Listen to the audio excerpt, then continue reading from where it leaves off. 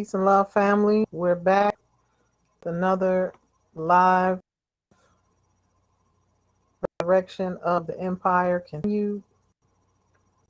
I will be sharing with you the documents, the claims, and the lawful filings and the steps that I have taken to get to this point where I am today, to be able to shut down courthouses and remove unlawful road police from our streets.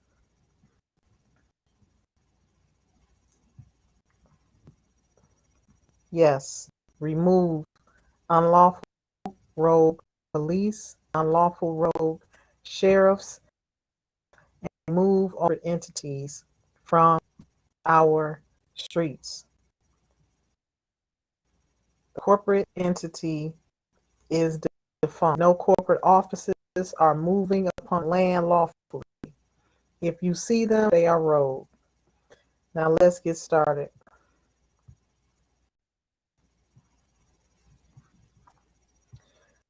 So this is something that you all can do to go and find where I have posted these filings.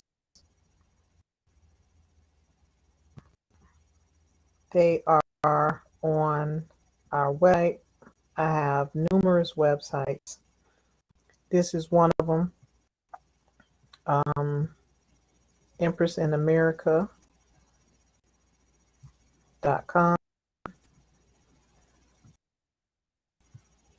and click on the tab Path Freedom.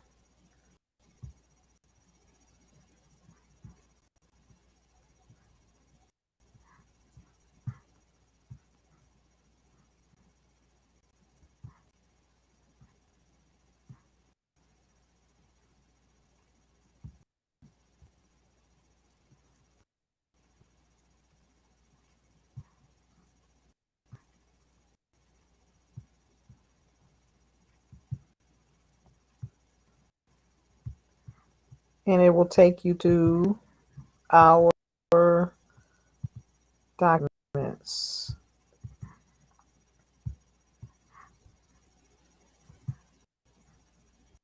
Path to Freedom.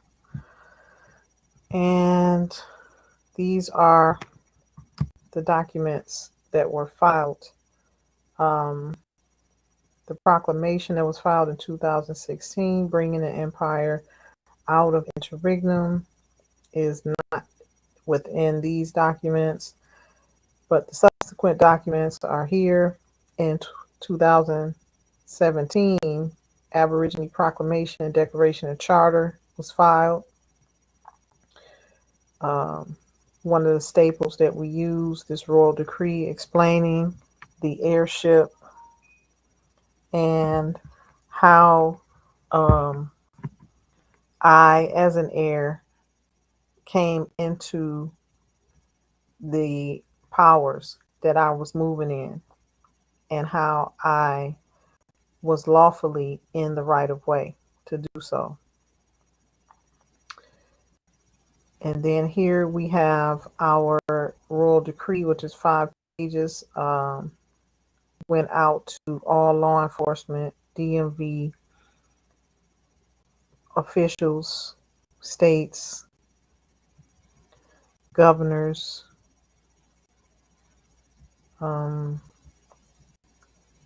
rights of way, ports of entry, all Homeland Security, all of the so-called powers that be.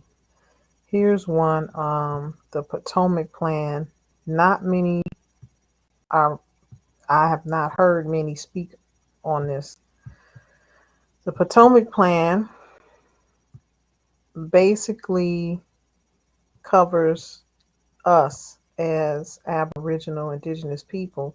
But see, you have to know that this is who you are. If you don't step up and walk in your true and rightful path to your fated destiny and in who you are, you will never reap any benefits of your inheritance.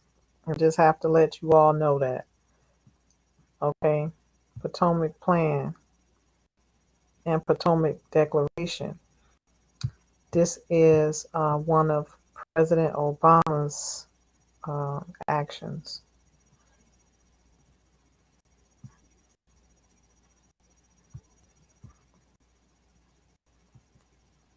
That became solidified after he left. But those of us that have been fighting the good fight for the true autochthonous Aboriginal land, this is for us. And I know when it's something that I just know my work, and I know what went in at a time, and this came out of it. So a lot of times when I send something in to certain officials, I can see it come out in my work. I can, when they come out with something, I can see where they implemented some of the verbiage in their document.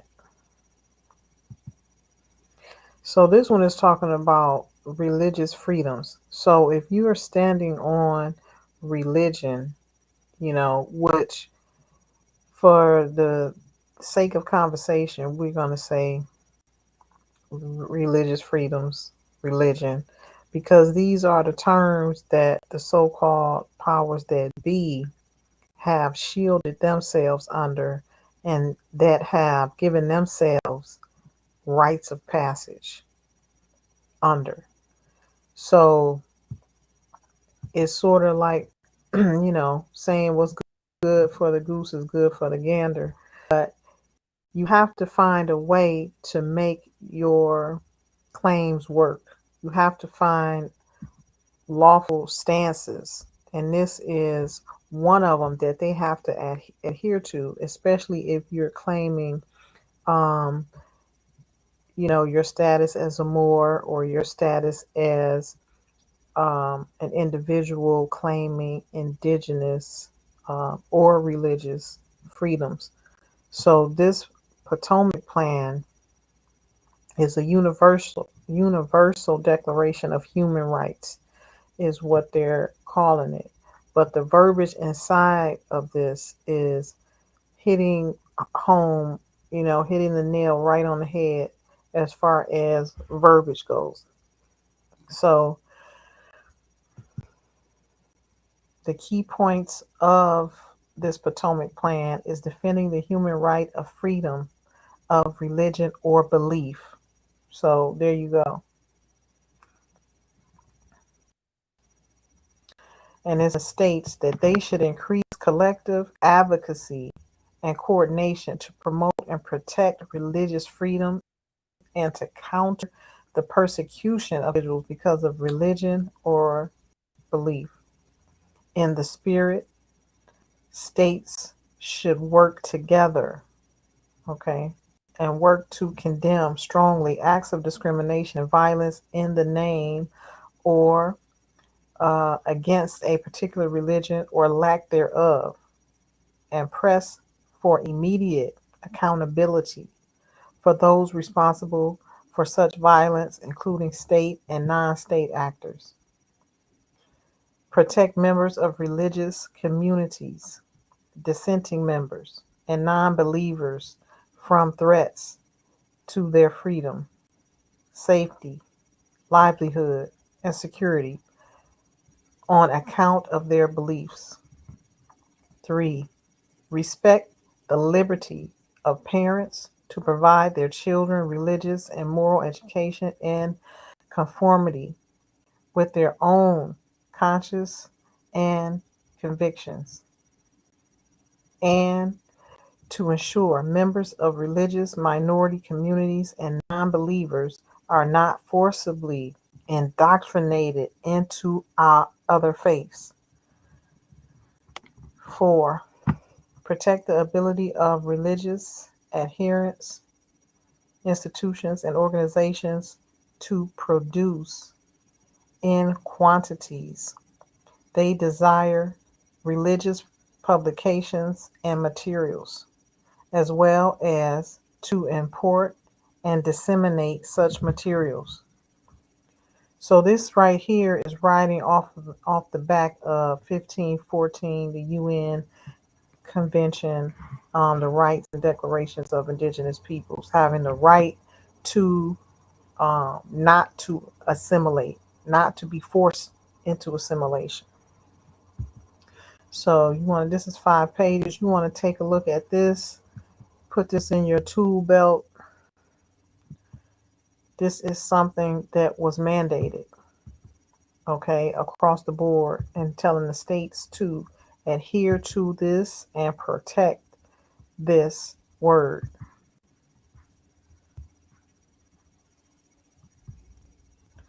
So that's one of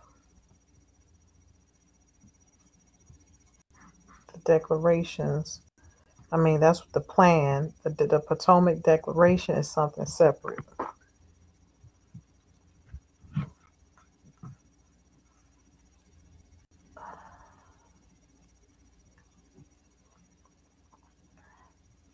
So this is the declaration that they are bound to. They, meaning those that work within the governmental entities of the United States government and the states and municipalities thereof. They're supposed to be following this. So if they're not following this, you can bring complaint and charges upon them when they don't file your paperwork, when they don't give you a lawful remedy.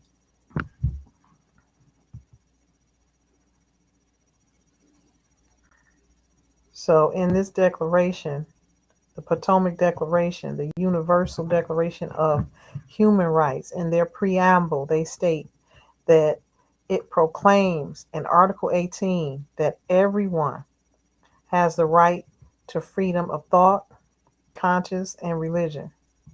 This right includes freedom to change his or her religion or belief, and freedom, either alone or in community with others, and in public or private, to manifest his or her religion or belief in teaching, practice, worship, and observation.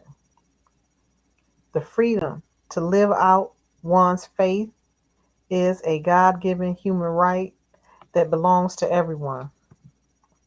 The freedom to speak the divine and act accordingly, including the right of an individual to act consistently with his or her conscience, is at the heart of the human experience.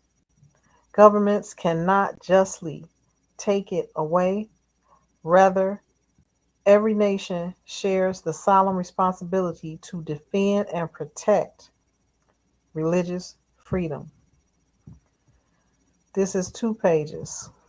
You can go over to the website, empressinamerica.com, to read through thoroughly everything that it entails. Let me just add that little disclaimer. The original website is aborigineofamexham.com, which also has another website that can lead you to the same, another domain name that can lead you to the same website, aborigineofamerica.com.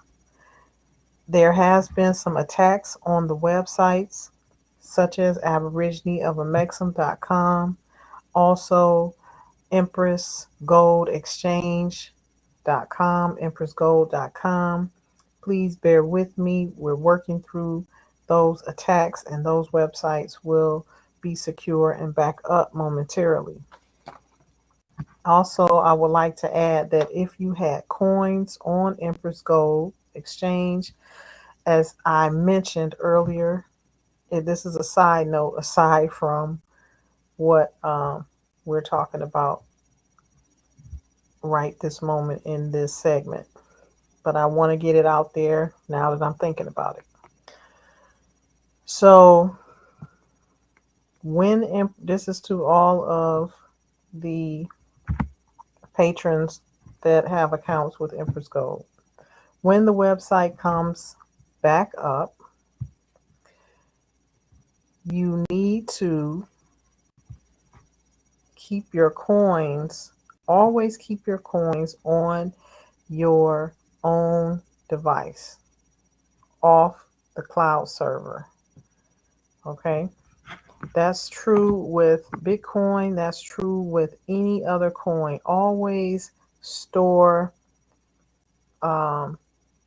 your coins on your own desktop device or a removable device aside from the internet, because nothing is safe on the internet, which that is a disclosure that I made clear to everybody from the beginning. You need to download the separate file so that you can have coins on your own device, your laptop, primarily a hard drive is where you need to keep your coins. It's a risk to keep your coins online. Okay, now back to this segment. So this is our courts that have been resurrected.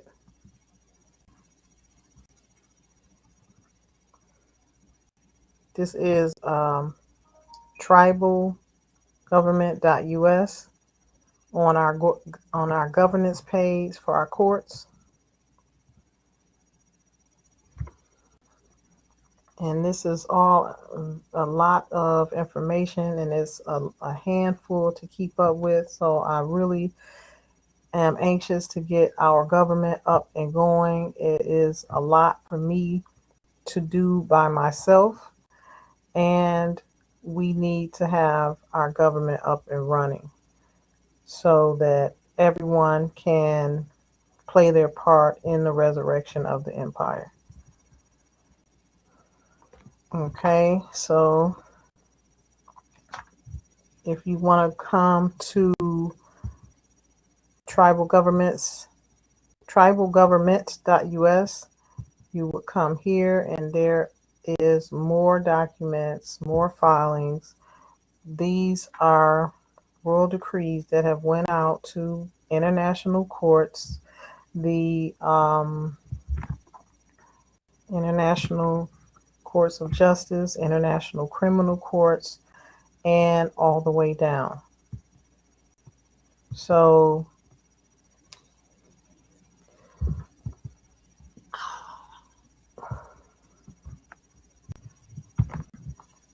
these are the things that we stand upon. These are the things that we have instituted in our new America and our new government that is now in the de jure capacity. And we do carry weight in the grand scheme of what's going on within the governments of America and worldwide at this point. This is our passport booklet, our travel document, which now can be owned or carried by those that pledge allegiance to our new government, our new America. And we do have opportunities for those who are not in our particular tribe to carry this passport. It is now accepted across the board in all the countries that the empire has been resurrected. And that is all of the countries, without me having to name them all of the countries that were once under the auspices or appeared to be under Elizabeth Windsor. London, England. Those are actually the lands and territories of the Americanas estate, and they are now back in the Americanas estate. So we have the right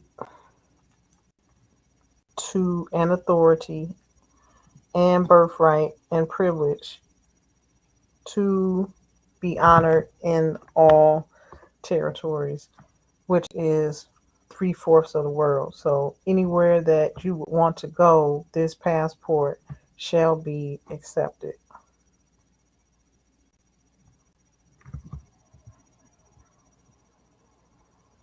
And these are the staples, universally and internationally um, agreed upon at the international courts and United Nations. So this passport travel booklet is based upon, and it says it inside the booklet, our stance of what we are standing upon when we carry this American passport. United Nations Declaration on the Rights of Indigenous Peoples, September 13, 2007. Number 2, United Nations Convention on the Rights of the Child, customarily enforced September 2nd, 1990. Number 3, Vienna Convention of Diplomatic Relations, April 18, 1961, recalling that peoples of all nations from ancient times have recognized the status of diplomatic agents. Number 4, United Nations Declaration on the Granting of Independence to Colonial Countries and Peoples, UN General Assembly Resolution 1514 of December 14, 1960. Number 5, sovereign soil tax from the Aborigine Imperial Government. Number 6, Aborigine of American Proclamation, Declaration, and Charter, which may be found at aborigineofamexham.com, and you can also log in from empressinamerica.com. Now, let's on United Nations Declaration on the Granting of Independence to Colonial Countries and Peoples, UN General Assembly Resolution 1514, December 14th, 1960. So, do you recall the events, some of the events that took place in the 1960s? This is one of the catalysts that sparked the riots, that sparked the discord in America and primarily in the South, because the nations were waking up and the international community that the people of the land should now be granted their land back and should be given autonomy to govern themselves, and that those that came upon the land and usurped their authority must now give them the land back.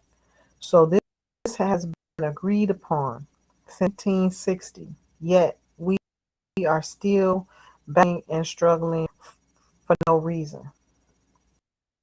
We're battling and struggling against those that are just rotten to the core.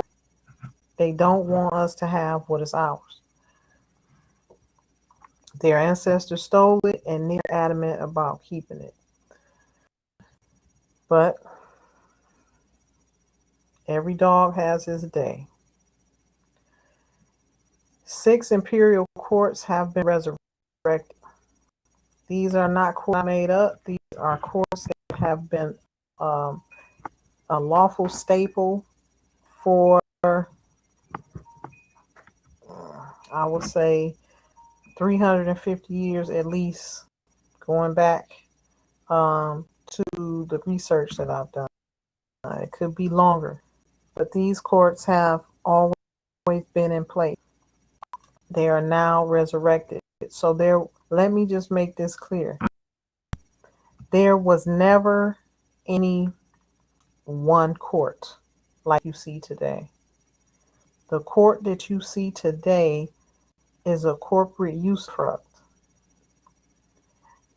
based on admiralty law and maritime law. It is not based upon the land. It is not in its proper status to be ran and adjudicating over us and our land. This is why they have set up so many things such as bankruptcy to actually steal the land from the people. All of these things are set up to give it the appearance of law so they can take the land back from the people. Court, bankruptcy court, which are not, these are all federal institutions working for the federal government to return the goods and the monies away from the people of the land over to England, those that are controlling things in London, England. That's their job. So rightfully, the de jure courts have been put back in place upon the land. This is the de jure government that we always knew was there. So in 2016 was brought out interregnum by an act of an heir and then duly filed, proclaiming to the world that is now out of interregnum. So here we have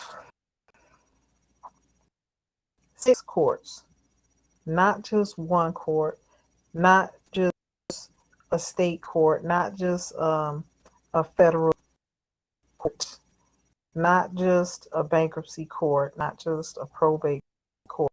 If you all of those courts prove is to extract from the people. These are instituted or resurrected, I should say, to bring the people of the land back whole again. That's what the proper de jure courts are supposed to do. Make the people of the land whole again.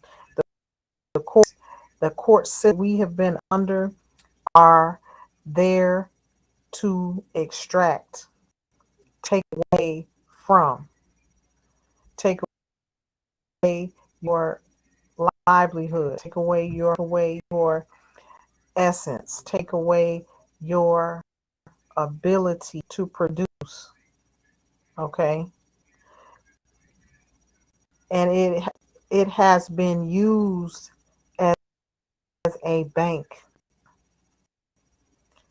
And the people who are instituted and confined in these courts are the ones who are being switched from.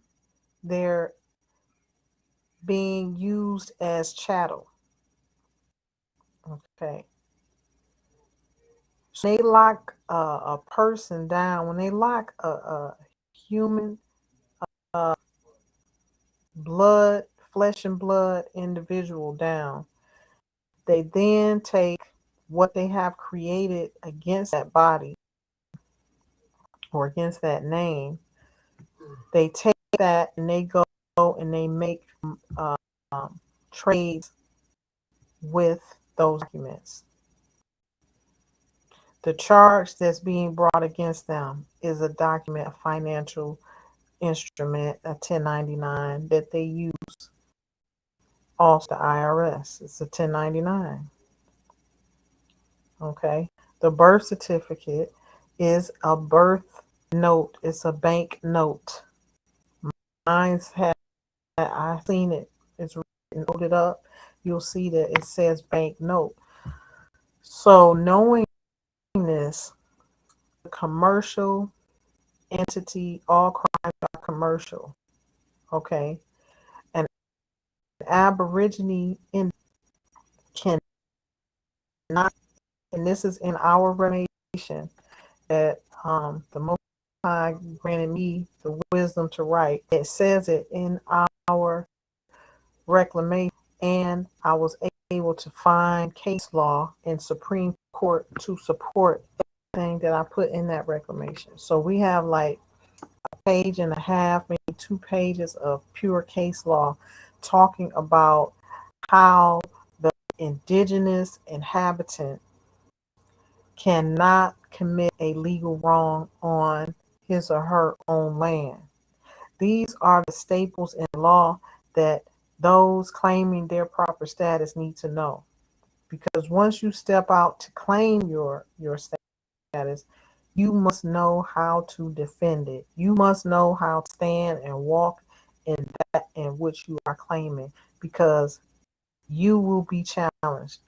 The whole reason why we are challenged because there are entities that have still been present upon the land that don't want these things to be made known. They don't want to lose power. They want to keep us in mental slavery. That's where once the physical slavery was abolished, supposedly, they then went into the mental slavery and the chattel paper property, making people their property, making the individual, the physical body, uh, uh, assets. So when you look at court system that we have been under in our lifetime up until now, that court system has been put there to do nothing more but extract. So the courts that have been resurrected, these courts are situated to actually resolve and restore and resurrect the de jure properties, the de jure rights for the people who seek to claim them. And these courts were always there before we were, before the war, antebellum. So please know that all of the of so-called government that you have been under your entire life up until now have been done under a fraudulent pretense, unknown to you, because they don't tell you that these people sending you these invitations to come into their venue, their court system. It is just that. And everything is based upon your agreement.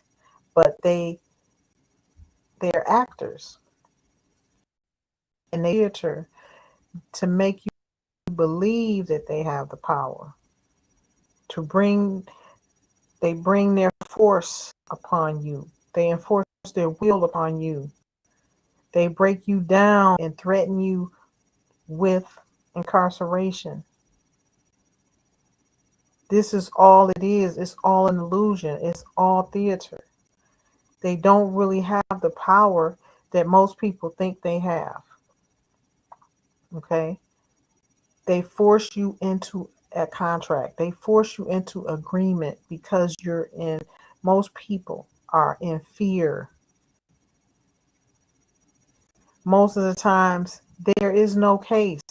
The only thing that gets a person jail time is their agreement. Yeah, okay, I agree.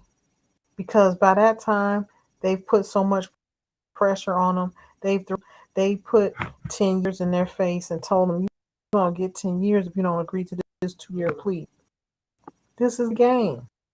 If you don't know that, if you're not strong in your stance, this is what can happen. And it has happened to our people for the last 100 years, forced into incarceration and forced into situations that they didn't have to necessarily be in. But the lack of knowledge, our people will perish. So now we have de jure courts that have been resurrected.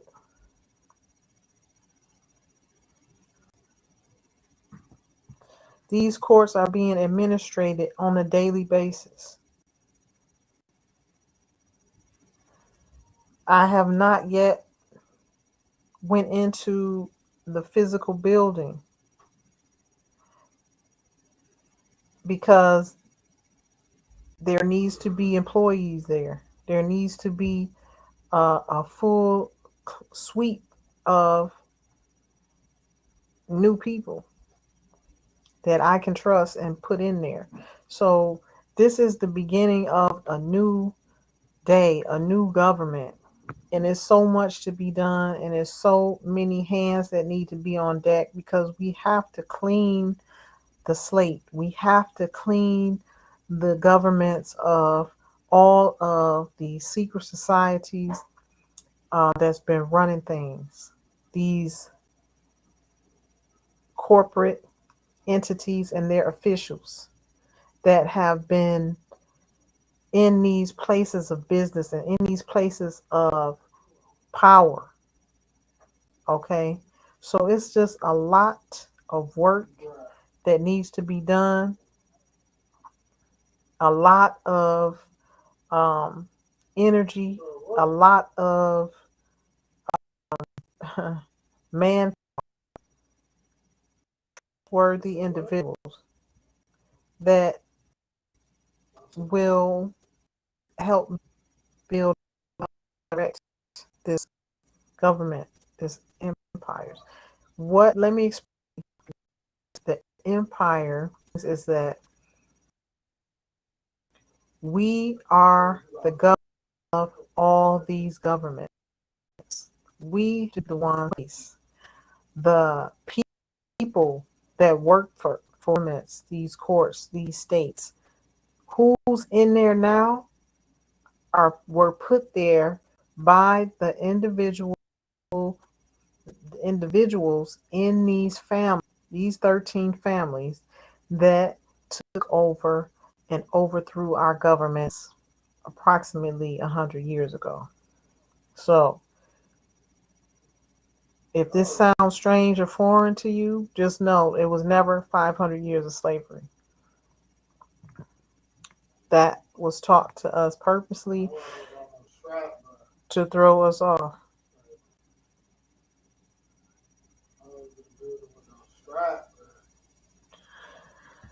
So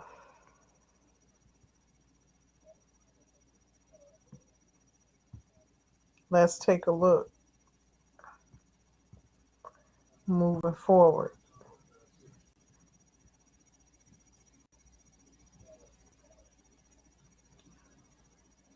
So in this proclamation,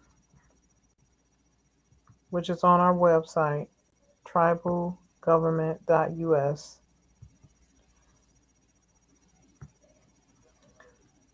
it says that the proclamation, declaration, and charter of the Aborigine Moors of Amexem, which can be found on empressinamerica.com. The laws, orders, and royal decrees shall be enforced by imperial law enforcement, Empress's army, bounty men for hire, and imperial sheriff. These are all positions that are looking to be filled. Imperial Sharif is the highest ranking law enforcement officer upon the land. The sheriff of every county is the highest ranking elected official and peace officer upon the land. What I'm reading to you now is the de jure way of governance and the way it should be. This is the way it is going to be moving forward. Okay. So the sheriff of every county is the highest ranking elected official and peace officer upon the land, underneath the imperial sharif with powers of a magistrate. So all of these positions I have brought back that were once laying dormant, and that our ruling power ancestors that ran the governments, this is how they had it set up. So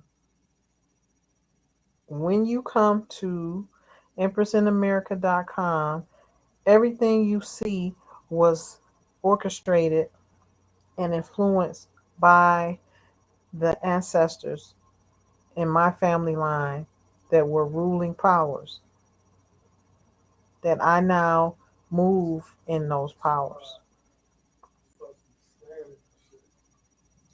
The sheriff of Mecklenburg County, Imperial City, will dispatch the bailiffs of hundreds, extending to every territory, with powers of Chancellor of the Exchequer, together with regular judges of the court. The sheriff of Mecklenburg County, Imperial City, shall be the Empress's chancellor, charged with the duties of being a high officer of the throne, to oversee the courts and the things that are conducted to the benefit of the Empress, and to be a minister of the state charged with the management of the national revenue and expenditure. All of these titles and duties are what once stood.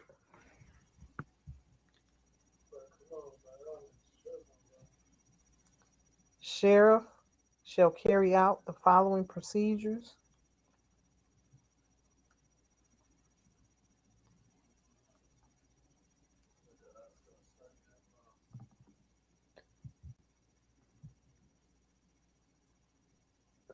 One second.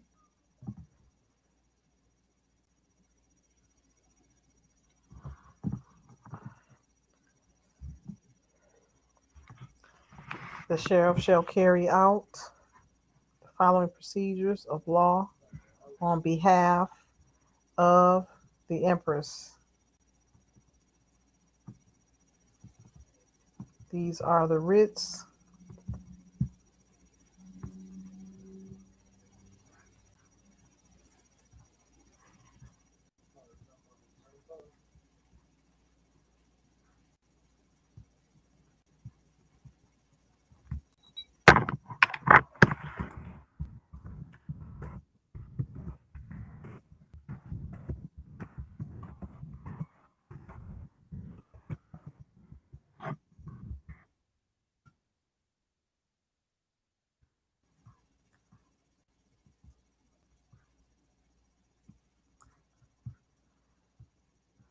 So what we have brought back in this de jure government,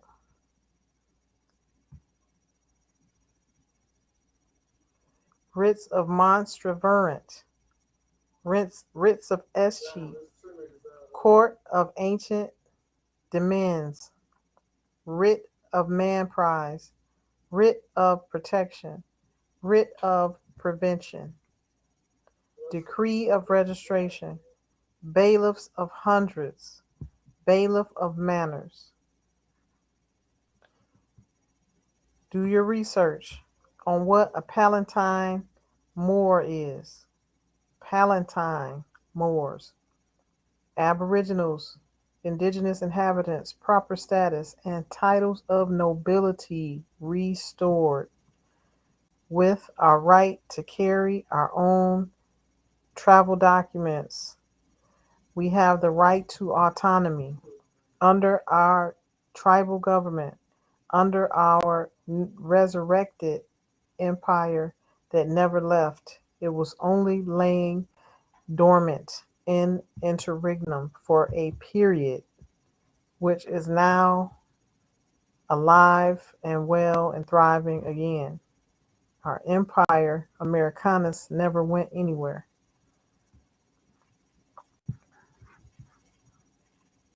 Any questions? Y'all can put them in the chat. Or you can send me an email at Empress Royal Courts at ProtonMail.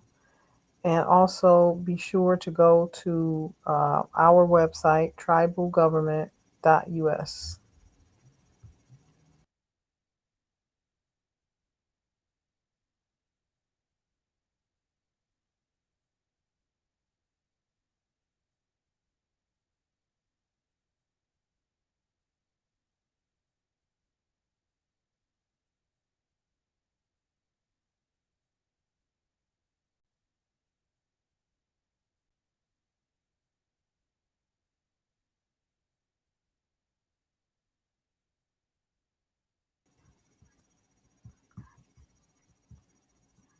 Okay.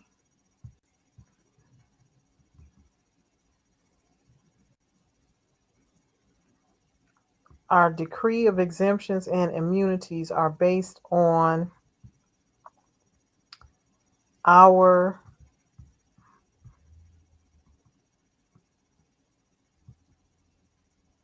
de jure laws,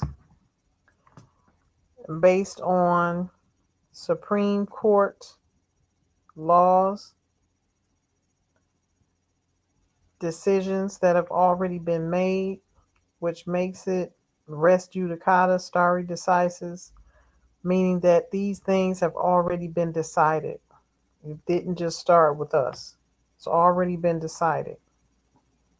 Who we are, what our status is, and how we are to be treated, and how our status upon the land is to be respected.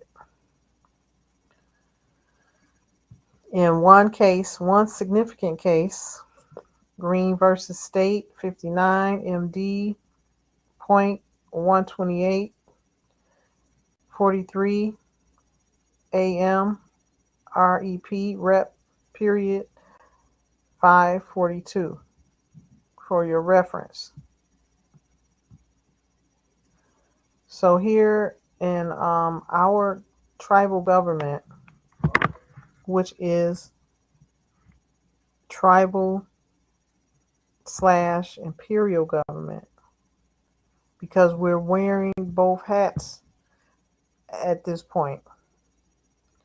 The imperial government is the governance that runs the higher governmental offices and has resurrected the empire. And the tribal governance is that upon the land, is the right to restore our tribal practices and restore our belief systems. So that is the stance that I was divinely directed to take when resurrecting the empire. All of these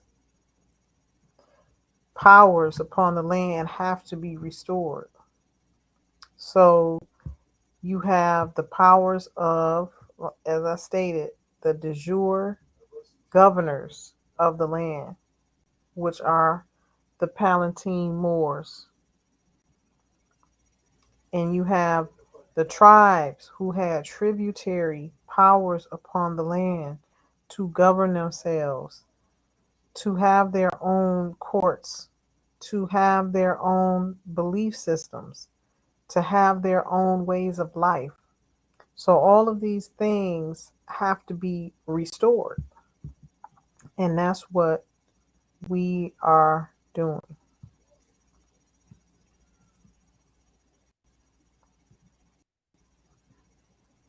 And here, immune and exempt status. These are the staples that we are standing upon regarding our immune and exempt status, pursuant to the following references of law and antiquitous standing: Middle Plantation Treaty of 1677, Carolina Charters 1663 and 1665, Treaty of Peace and Friendship 1786-87, Act of Congress, House Joint Resolution 75, which speaks of Moors and the powers thereof, and His Majesty's Laws of North Carolina 1739, which happens to be I happen to be a descendant of His Majesty. Proclamation of 2016, Ancient Imperial Moors are out of interregnum. This is when I picked up the torch, the baton, and resurrected all of these things which still hold value and power upon the land. These are based on the bloodline.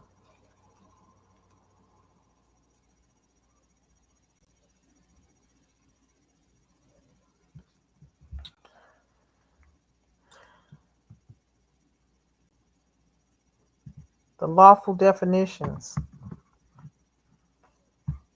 royal, of or pertaining to or proceeding from the king or sovereign in a monarchical government.